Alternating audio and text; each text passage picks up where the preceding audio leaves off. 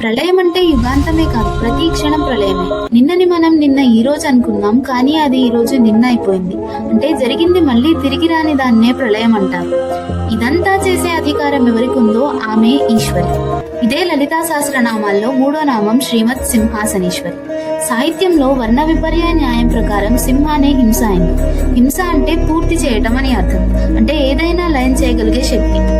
అమ్మ సింహాసనం పేరు శ్రీమత్ సింహాసనేశ్వరి, అదే శ్రీచక్రం. రాజులు సభలో ఉన్న సింహాసనం మీద కూర్చొని పాలిస్తారు, కానీ అమ్మ ప్రతి ఒక్కరి గుండెల్లో రాణిలాగా కూర్చొని ప్రతి వారిని పాలిస్తుంది. అంటే శరీరాన్ని పాలించే అమ్మవారు హృదయం అనే సింహాసనం మీద కూర్చొని ఉంటుంది. ఆ శరీరమే శ్రీచక్రం. అందుకే అమ్మవారికి 5 ఆసనాలున్నా అందులో మెయిన్ గా చెప్పుకోవాల్సింది పంచబ్రహ్మాసనం. అంటే బ్రహ్మ విష్ణు రుద్ర మహేశ్వర సదాశివులు అనే 5 తేజస్సులు కలిపితే మన శరీరం.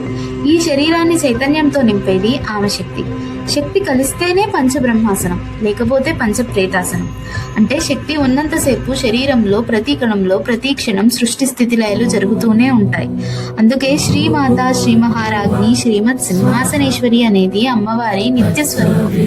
అమ్మవారి నిత్యస్వరూపమే సృష్టి స్థితి లయలు అయినప్పుడు మళ్ళీ ఆమె ఉద్భవించడం ఏమిటి? ఇదే రేపటి కథ చిదగ్నికుండ సంభూత దేవకార్య సముద్యత. శ్రీమాత్రే నమః.